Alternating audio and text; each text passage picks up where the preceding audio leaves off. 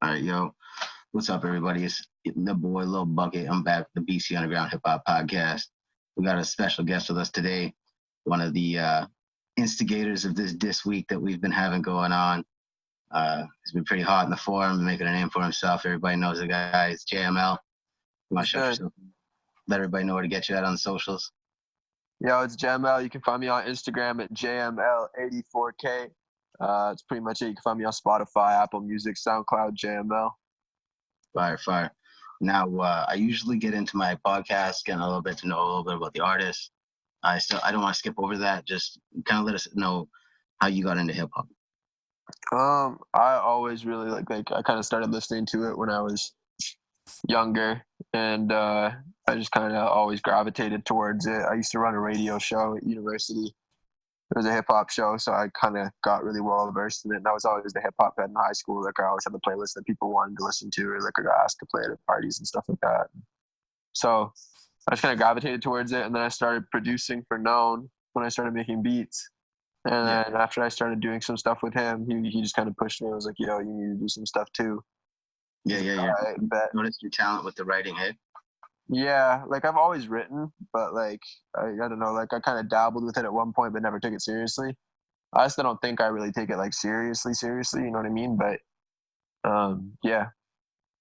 That's dope. All right. Well, let's just hop right into this week. You dropped kind of an open call out to like every rapper in the forum, basically, and Yeah. anyone relevant. And I kind of like my view of what happened was that it was of what it was is a call out basically for anyone to respond to, and if they did, that was going to kind of set in motion what happened this week. Yeah, like don't get me wrong, like the names that I mentioned in that, I could have probably done that song for like 5 minutes and just kept naming names off, but eventually I was just like, you know what, I'm getting bored of this beat. Like I can't imagine people are gonna listen to something this long, you know what I mean? So I cut it short. But at the end of the day, it was really if you felt the need to pipe up, if you think that like kind of works in two ways, right? People either get offended for being mentioned or they feel offended for getting left out. And I think you kind of got a little bit of both this week, Right. which was cool. Yeah, it's big. The reception was dope. Now, did you get exactly what you wanted out of dropping that diss track? I think so. Like, I don't really think I had anything to want this time. Like, even like adding the link to Childish on the videos didn't really, or like the songs didn't really make much of a difference to me. I was just like, oh fuck it, I'll throw it up there because people are looking at it. But even like later on, I stopped doing it because I was like, you know what, like it's not really about this. It's not Like, about it's the not. It's yeah, I give a fuck about promotion. It is what it is. They'll check out your shit as they look into you a little bit Yeah. more. You have stuff. Yeah, exactly. And so for me, like it's I just like doing this. Like I just like getting under people's skin. I think it's fun, and I think it's like people that make music. Like you're an artist, right? If you're sensitive, especially in hip hop, if you're sensitive about things, and people pick up on that, and you don't know how to deal with that, you're not gonna last very long. So if some punk ass kid on an internet forum gets under your skin so bad that you lose your cool, then you're not gonna be ready for it. You know what I mean? Yeah, because that shit's gonna happen in a show, or you're gonna sign up for a rap battle, and Yeah. things aren't gonna go the way you think they are. And I genuinely like when people try and make fun of me. Like I grew up in a French family, right? Like we make fun of each other all the time, and we have thick skin because of it. So I was really hoping, I don't want to be like, it wasn't about hostility this week. You know what I mean? Like when the first time around with Taz, I kind of felt like a sense of being a little bit hostile because it was like I want to prove a point. But this time it was mostly just having fun. Like I think about it like being at a cafeteria table at school and just being like, "Fuck y'all," you know what I mean? Like I'm better than all y'all. Yeah. Now, let's talk a little bit about the responses that came out. Were you surprised at how fast they came out, or did you expect them to be like almost in the chamber, like people would be ready for you to do this week, and they've been thinking about how they would respond to you? No, actually, I thought people would be more receptive to it because we kind of had a blueprint last time, right? Like, you look at what Frankie did the first time around, and when he responded, Frankie wasn't really even on my radar at all. I had no idea who the dude was when I even dropped Old Folks. Like, he wasn't Yeah. I had no clue who he was. I'd never even seen his name in the forum before. But what that showed is that if you just have the nuts to get up and do it and put yourself out there and show that you're not afraid to like that's the biggest thing behind me. I think why people were so receptive to me is that I stood out and I said, you know what, take your best fucking shot. I mean, go do whatever, like say, you know my real name. My Facebook profile is not private, I don't think. Like you can see shit on it. You can go look through my shit. You can go on my Instagram. I don't make it hard to find me. So you know, take your best shot and do whatever. And when people, you know, when Frankie got up and did it, even though I think Frankie's efforts were a miss, but that's my opinion. You know, he got people behind him, and I don't know if he capitalized on the little bit of buzz that he generated in the forum on a next release or anything, but you know, that's an opportunity. That's no shade on Frankie. He's been doing this for a bit. Honestly, when I started, even just getting involved with kind of hip hop and Kamloops, like judging events and just going out and being at events and whatnot. Frankie was there, and he was coming from Kelowna, and he was in Kamloops, kind of trying to make his name, even like 5 years ago. So it's interesting to see that he's still popping up and he does things like this, and doesn't let his ego kind of get in the way of, you know, like you said, popping up and saying, you know, I can do this. I can. You know, and I respect that. And I think kind of getting back to that original question that you asked was, I think this time around, people, when they saw it, the younger guys in the group, I think are a lot more geared to being quick, you know, like my generation, we're used to recording in our rooms. We're used to having gear around us. We're used to being resourceful and finding a way to make it work. And I think the big divide in the old generation is a lot of older people think that, you know, when you treat it like a job, you can't have fun anymore sometimes, I think. And it's like, okay, I have to go to the studio to record. I have to go do this. I have to do it right. I can't stoop to this level, blah, blah, blah. Right. But in reality, like in this environment, this kind of viral shit, like not to say that this is like making this huge, massive reach or anything, but even in a group of 3,000 people, if you can get 100, 200 people to interact with something, that's more attention on you than you had the day before. That's right. So, you know, the older generation needs to learn to manipulate that to their advantage a little bit more and not be so time sensitive. It's okay to just have fun and just do shit. The group's on private right now. Yeah. You know, no one outside of it can see what's going on. So by the time this blows over, it's back to status quo. It's like nothing happened. That's right. Yeah, that's a really good point, actually. Now, so yeah. Well, I want to kind of move this conversation back on over to this week with Turtle and get into a little bit of your back and forth with him. Sure. When you dropped your first, when he responded, what did you think? Let's start with that. You know, like I thought it was cool. I figured he was going to. I figured he was going to be one of the guys that jumped at an opportunity. Just because Turtle's with that. Turtle's with the being quick. Turtle's with finding different ways to get people to look at him instead of just the music or the promotion. He knows what he's doing. He's not he's not a dumb guy. He's got a lot of alternative marketing strategies that are interesting. Yeah. And, you know, I personally don't agree with the gimmick route, but I understand there's an audience with that. So, you know what, do your thing, get your bag. That's all I care about at the end of the day. You know, I love making music, but I'm not doing this to, you know, go sit on a street corner and fucking busk, right? You know, I'd pick up my guitar if I want to go do that. Yeah. So yeah, I really respect Turtle. Now, from the perspective of the tracks, I personally don't particularly feel. I don't think he really said anything that really made me hurt. You know what I mean? Like, it wasn't anything that I'm in my pride about. And I think a lot of the jabs, and I think Mo Dirt too, I actually think everyone that responds to me makes jabs and makes comments that appeal to the forum and appeals to the audience that's listening, because they're really easy, low-hanging fruit comments to make. But and people respond to that, you know what I mean? So I think that's the core difference, is when I'm making these tracks, especially on the personal level, when I do the open call outs, I'm saying shit to appeal to the masses because I'm trying to get everyone to listen. But when I go on the personal level, I'm not trying to say shit to make people listening go, oh, like that was crazy, you know what I mean? Like, I'm gearing that to you. I'm making sure that when you're listening to it, you're thinking about it and you're going, damn, like do people notice that? Like, Right. like I'm trying to make you insecure. You know Right. what I Right. mean?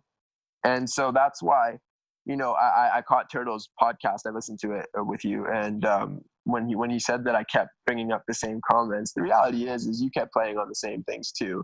You just might have found different ways to respond to me. But I think of it like a video game. If you see your buddy, I think of it like boxing. You see your buddy keeps ducking down, Right. you're gonna keep chucking an uppercut up because he's You gonna will. keep You'll ducking throw it into up it. every time. So yeah, so you put it out there that you live in a shed backyard in your backyard. I'm gonna find 50 different ways to say it, and I'm Right. gonna find them to be clever, and I'm gonna make them clever enough that people will still, give it that like, oh, tight roast, something like that, but that you're still, I'm twisting the knife a little bit here. So Because that's my approach. You could see that did get to his pride a little bit. In even in the podcast, he's like, yeah, whatever. I live in my mom's shed. He was laughing it off, but you can see it does get to his pride. Yeah, because and that's the reality of it to me is that, when I get offline and I go back to my daily life, and that was kind of one of the comments that I was making in a lot of the tracks too, is people know me for me in wherever I walk, whether they know me as PJ, as myself, or whether they know me as JML or whatever they know me for. Right. At the end of the day, I'm synonymous with who I am on both sides. I don't act any different on my artist page. My shit's all blended together. You know who I am.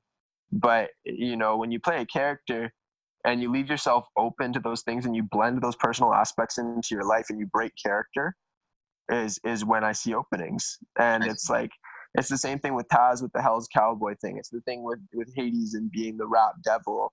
You know what I mean? Mo Dirt's one of the only guys that I found, Frankie too, sorry, that were responding, that were not trying to play characters to play themselves up and try and be almost like superheroes. You know what I mean? Right. So, those guys leave me openings because when you break character, I know I'm winning. I feel you. Yeah, that makes a lot of sense, man. It's hard not to break character. Like, people ask me if I'm going to do this Lil Bukkit thing and wear the grills for the podcast and be Lil Bukkit, the character that I am for my music. Yeah. And in public, it's just so like you have to make such a persona and you have to be so fake that asking the real questions as that fake person, like it's hard to do, man. It is. And sorry, not to keep going. Go on. And it's just like finding that I guess balance in being the character and being yourself is really difficult to find. And for me, I've found that I'm just going to be myself for the podcast and be Bukkit when I do the character for the music. Yeah, and that's the thing, right? Like when you see the video for Childish and stuff like that, like that's authentically me. I'm the same person I am online as I am in real life. I am that asshole in real life that sees you do something stupid and I'm gonna make a joke about it. You know what I mean? So when you get to be authentic and people, I think that comes through in the tracks. Like, don't get me wrong, I'm gonna deviate a bit to switch it up, like the track with Hades where I yelled and the track for Turtle, the last one where I whispered. Yeah. But by and large, I'm not breaking character, because there's no character to break. Yeah, I feel you. That's a really interesting point to make. When I had the not character, the boom bap thing, I didn't find much success with it, and that's kind of why I went the character route. And I've personally found a lot more success as a character than I ever found being the authentic person. Like I got a lot of pats on the back from greats like fucking Stevie Stone and Tech Nine and Snack or Merc or whatever locals I've done shows with. But like that's not paying my fee. Yeah, like Bukkit gets paid for his features, and Dabs Only's never ever been offered a fucking cent, and that's not necessarily because the authentic shit wasn't working for me, but it was because I hadn't learned those lessons yet. Right, and I think the harsh reality for people is when they put themselves out there as their authentic self, the world will spit you out really quickly if they don't like it. And that's a really harsh blow for people to take. And that's, I think, why some people go the character route. I'm not saying that's everyone. Everyone has their own reasons, so I'm not going to judge them for whatever they do. But I think some people that go the character route are uncomfortable with being themselves, and that's what I picked on a lot. because, you know, if the world rejects me as who I am, and they just think I'm not an interesting person that they don't want to listen to, then Yeah. I'm either going to keep doing this because I really love doing it, or I'm going to stop. You know, if a character doesn't work, you have the flexibility to go, okay, well, maybe let's do this different. Let's try and rebrand. Let's do something different. Right. You have endless attempts to just say, oh, well, they just didn't like me because I did it this way this time. And I'm not about that. You can take me as I am, or you can, you know, don't listen. Yeah, yeah. I think you can also do that. Oh shit, where'd you go? Oh, Sorry, my battery note just came on. Yeah, no, but that's fun. I think one thing. Shit, was I gonna say? You can do also, as like when you do the authentic route, is also rebranding. You can become a character anyway, and you know, Windex showed that with DTG because Yep. he was Dylan before he was Windex, and he did do competitions, and he was a part of the Vancouver scene, Yeah. underground, not necessarily the BC underground scene, what it is today, but just the scene of what it was. He was at all the Olympia shows. He was there with his camera, being a part of the scene here, and Right. he found a character that worked for him in his skits, and then he made a musician out of it, and now Windex has blown up, and he's very successful. I think, but that still goes back to my point though, and I'll be honest with you, I don't check for Windex or DTG music. Like, I see it when it comes out, I might give it a listen, but I don't know his history or anything, so I can't really comment on what his viewership is like. But I'd be curious to see the difference in numbers when he does stuff as DTG versus when he does stuff as Windex. I'm positive that the Windex stuff does better. I'm sure it does, and I think that goes back to my main point that I was trying to overarch in the diss tracks is, you know, it's characters work, but they have finite timelines. You can't be the same person for your entire career. Well, Riki, he gets old, man. Him fucking squeaking a window shield and saying Riki, that gets old. Yeah, it does. And if you don't find a new character that works, your time's up. But if people gel with you as a person, they'll be there for the ride to watch you grow up. You know what I mean? And that's one thing that characters kind of get, is like a fan base where they're like, because when you see Windex being Windex, and then he switched over and did the DTG personality and kind of brought his authenticity to the table, there were so many fans of Windex that were like, man, get this fucking out of here. Like, we don't want anything to do with DTG. Bring Windex back. Yeah.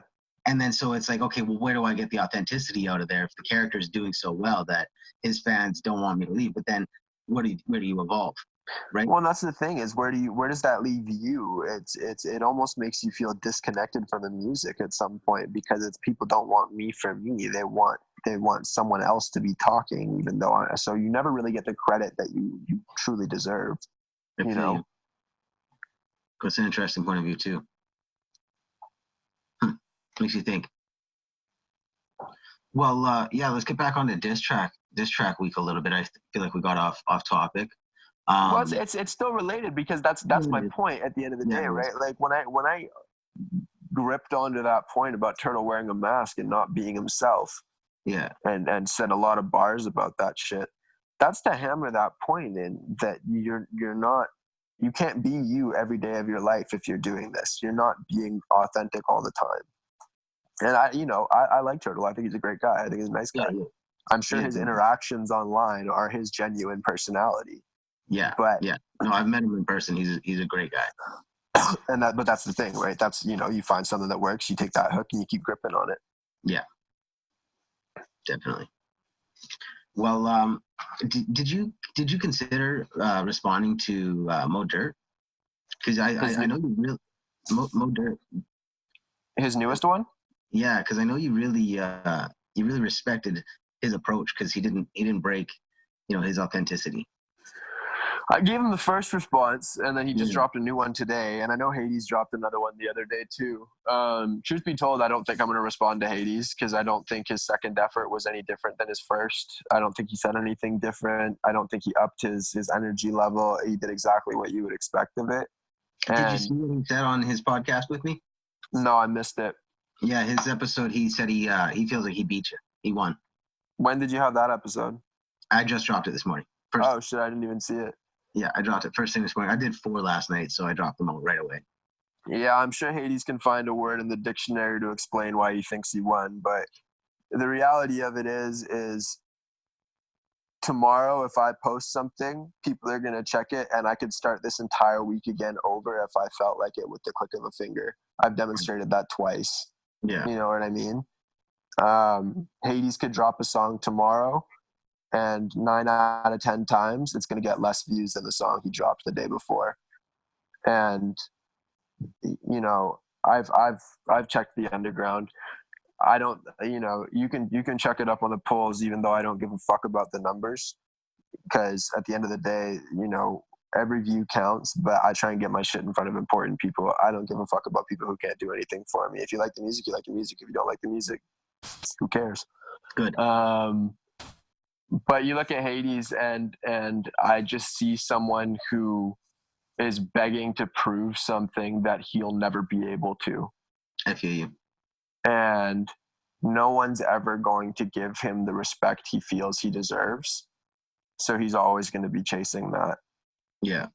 And the reception to his content proves that. It's never different. There's a beat switch in every song. I get it. You can switch it up. You can say, you could do a fucking 11-bar multi, but if you don't, sorry, go on. Yeah, one thing that he needs to learn is something we were talking about the other day is that it's a lot of music, creating music, not just writing it and editing it, but everything into the process is less is more. Yeah. And that's so true with every aspect of making music. Yeah, and when I made a lot of these tracks, sorry, you kind of lagged out there, so I thought you were done. No, go ahead. When I was making a lot of these tracks, and we did talk about this, is not every bit of the insults and the jabs were in the actual lines themselves. Sometimes you had to look deeper, and I think some people, there's 2 reasons why I think people discount what I do during these weeks. The first being that I come from the other side, and I'm not a traditional style. Like I'm the enemy for lack of a better word. You know what I mean? I'm the heel. I'm the bad guy. So no one from a BCUG group is going to admit that some fucking punk kid from another group is coming over and slaughtering their people. You know what I mean? Yeah, people that, and that's the difference, is the hive mind won't ever think that way. The people that actually are in there to listen to hip hop and actually objectively react to it, sure, think what you want. And if you give me a reason why, I respect all opinions. If you think Turtle beat me, think Turtle beat me. I literally don't care. Yeah. Just be able to articulate why you think that, though. Don't just say it because it's like, oh, because fuck that guy, right? And then the second reason being that I do this, and I have to take on multiple people at once. And so the opportunity for me to say things the same way, or say things that might apply to someone else that's similar to someone else, you do to an extent run out of ways to say things. So you have to figure out ways to get some of that cleverness in there. So like the third Turtle track, what I'm sure a lot of people didn't catch is Taz's pet turtle in Looney Tunes, his name is Dog. And if you listen to that track, almost every other line I'm referring to Turtle as Dog. You said it like 30 times, I think. Almost every other line, you can count it. I called him Dog repetitively. Yeah. And I know he was commenting about me talking about other people, but one of the other clever things about that track is the original song is called Attention. Yeah. And so it's I did that because I know all 4 of them, maybe not really including Noximus Prime, but I know all of those guys in that bandit camp right now are listening to what's going on, and they're all supporting each other and pushing each other's music and helping each other and blah, blah, blah. Yeah. So I know they're all listening intently to me, and then as soon as Turtle drops something, they're hyping up Turtle. I've seen Taz repost it a bunch of times. You know what I mean? Yeah, I want to point something out. You know that Mikey DeBaron guy? He's part of them too, right? Really? He's a bandit? Oh yeah, he's I think he does the filming or something for No way. for them or something. Yeah, I forget No way. exactly how he's included, but he's definitely good buddies with those guys. Huh, interesting. Yeah. And But anyways, sorry, go on. I saw that Mikey DeBaron came out and he was flexing hard on that track when on the comments section. Yeah. He was going off like almost like Hades style. Yeah, and that's the thing. I have there's a vendetta against me. I get it. It's okay. It is what it is. No one wants to watch Floyd now. But what's that say? It kind of goes back to what you were saying about how these people, like, they don't have much of a way to explain how Turtle beat you as much as it is that guy. Because honestly, out of the people that have responded that I think have had the best responses, I actually think Mo Dirts was the best. I agree. The three that I really classify in. A lot of people got their own biased opinions because of whatever reason of they've seen the guy at the shows or they know him from this, that, and the other thing. But it was a dope response. Right. But what I was trying to get to with the attention track is a lot of the lines in that track, they're ambiguous to the point that I could be referring to any one of the four of them. Right. And so it's between them to figure out which one of them I was talking about. And you saw that with the Turtle one with the line about the logo sounding looking like it's for junior lacrosse. That line was meant for Taz, but Turtle thought it applied to him. Totally. So he did definitely think you were talking about Taz for most of the song. Yeah. And if you listen deeper, it could be any of you. It could be any of the four of them. Yeah. Not every line, like, don't get me wrong, there's some that are very painted clear for Turtle and some that are very painted clear for Taz. And this kind of brings it back to the thing we were saying about Hades and his writing. He thinks that he's being so intricate with the complexity of the rhyming, but what he doesn't understand is that the words actually have, like, words in general, they have techniques that you can use, all different kinds that you can use together to make complex word structure out of very simple sentences. Yeah, I just don't like how he tries to jam like a square peg into a round hole. You know what I mean? Like, you don't have to fit 50 words in a lyric to say something. Yeah, no, you can say a lot with you can say a lot more with a lot less, but different words. That's what people don't pick up. They say, okay, well, how do I say more with less? But then, because then they'll write out this great big convoluted message, and then they'll take out certain part, like little words in it that you don't need to say the message, and they'll say, okay, I said less. And honestly, there's other words that you can cut 3 of those words into one. Yeah, and that's why I kind of used to resent this scene almost, or this subsector of the scene, because it almost felt like it was just a whole group of guys that were just like, yeah, if you don't do double time, fuck you. If you don't rhyme a word that has more than 5 syllables in it at the end of every line, fuck you. If you use the same word more than once in the same song, fuck you, bud. Like, it was just such a bad hive mind, and it's an echo chamber, you know? And it's bad, but it's lightened up, it seems. You know what I mean? With the introductions of the Little Turtles and the Little Bukkits, you know, even though I just got a small amount of shit going on for myself. It is a good look for the form. Yeah, it's better. We have people who are open-minded. It's variety. Yeah, variety is big, and that's one of the things that I really didn't like about the BC Underground tournament. I'm not sure if you were around for the first one. I don't think I was. We had 64 artists enter, and there's way too many. But we had all of this diversity in the artists, and I'd say a good 30 of those people who entered and their fans left. Really? And don't support the scene anymore. And they were people who are part of, like, cliques. You know how Vancouver's so cliquey, right? And they have subsectors. Well, there were subsectors who were in BC Underground that just, they're not here anymore. So it's like feelings of resentment. I fucking loved their music. Yeah. And it's like, that style of music's just not in the form anymore, and it really sucks that it's gone. Yeah, I feel that. But it is what it is, and that's one of the reasons I did the whole Little Bukkit thing, is to kind of bring you Signal guys in and be like, hey, there's more of us here. We're not all fucking lyrical goddamn freaks. Word. I mean, Word. I like that stuff, but at the same time, I got a broad range of, buddy, I play guitar. Like, Yeah. And rap. Most people that play guitar don't even think about rapping. I feel that. It is what it is. All right. Well, we got to cut this short. We got like 8 minutes remaining. So, okay. If there's anything else you want to talk about with this week. I'm trying to think. There's some things I wanted to address. It was mostly like the listening deeper to the lyrics. I think like one of the things that was satisfying to me is that while I might have not necessarily gotten the support of some of the people that don't really show up when it's like, they're just kind of lurkers or whatever, you know what I mean, that don't really have too much of an opinion that matters to me. I might not have gotten that support, but I did get a lot of DMs and support from people that are more relevant. Like I saw a lot more of and some of it was public, some of it was private.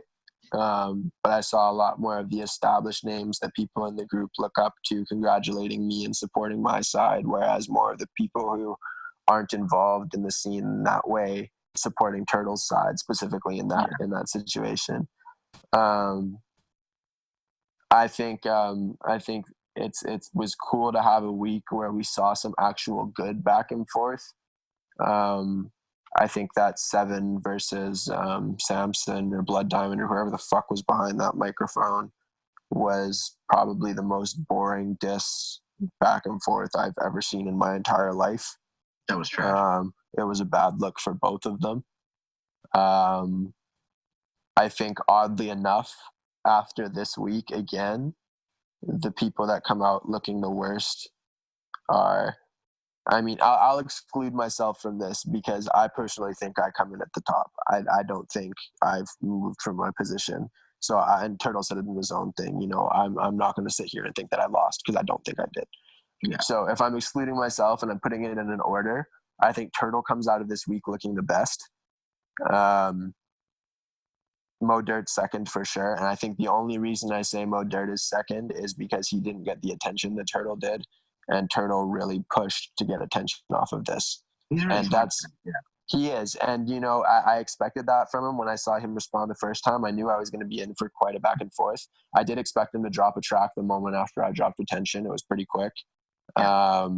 But that was the thing at the end of the day, too, for me when I dropped Attention, is that this whole time, Turtle even said it in his own podcast. He doesn't have a problem with me. He likes me. He was a fan of me before, and that's something that I played on in the lines, and that's I think another reason why I won.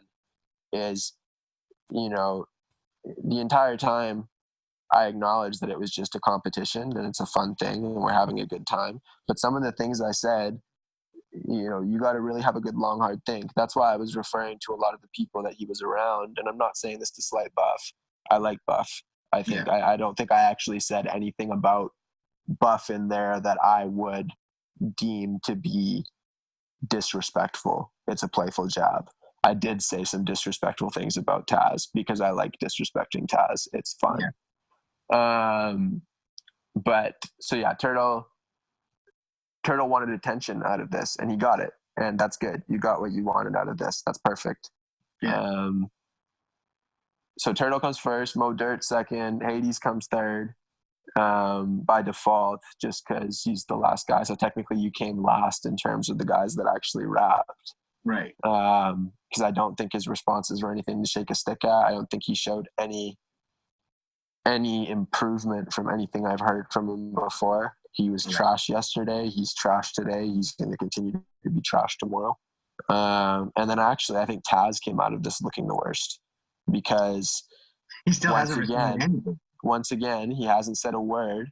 This is he can say Boogie wasn't a bandit all he wants, but for all intents and purposes, when Taz went solo and became a bandit, where did Boogie go? Boogie's gone. So either West Coast Dreams was a tandem or you never were in the first place. So you figure it out. But Taz looks the worst out of this because once again, he had someone come to his defense, arguably lose, while he sat back and shared the posts.